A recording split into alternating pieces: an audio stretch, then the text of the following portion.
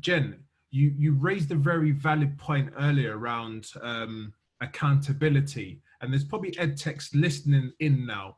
What would be your kind of message of support to support EdTechs? Because there's some vulnerable EdTechs thinking, are we getting it right? What are the things that we need to do to get it right, so that when we do come into schools, or when we do think about building in technology, we're not baking in biases or dodgy algorithms that's going to basically ruin my EdTech in the next couple of years. So what's your thoughts on that, Jen?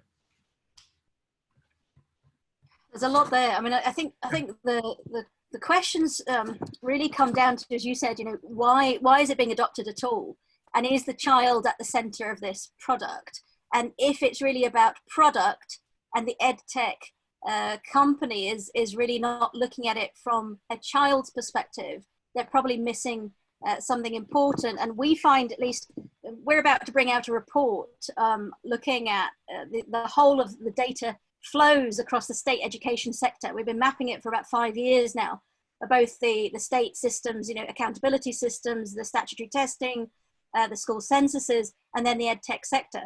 And EdTech, you know, we talk a lot about data protection law, and EdTech has had a lot of focus on GDPR, but actually they need to also be looking at whether you can do the thing with your technology. You know, should you be doing it as well? So there's a lot of questions around things like, if your artificial intelligence program is being sold as artificial intelligence, is it really, or is it just a marketing hype, and is it just using a bit of computer and big data? You know, be honest. Is it accountable to the child and their family, or are you passing the buck back to the school saying, oh, we're just a processor, but actually your company is taking data and then stripping some of it out and giving it to other companies, or you know, passing it around to all your affiliates around the world, or could be using it with selling it on to researchers. So there's some ethical questions around the use of children's data in EdTech, as well as the practical and legal questions.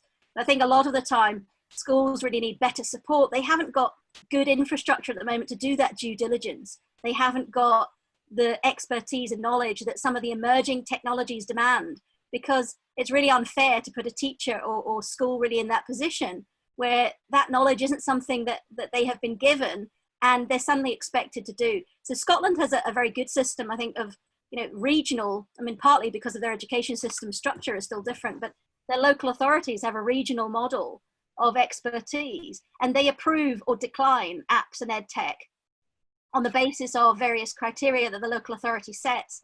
And I think EdTech companies could be, you know, learning a thing or two from the companies that the Scottish authorities declined, and that would explain, you know, what some things the local authorities think either don't have educational value, they don't have proven pedagogy, or they don't actually, you know, meet legal and statutory requirements.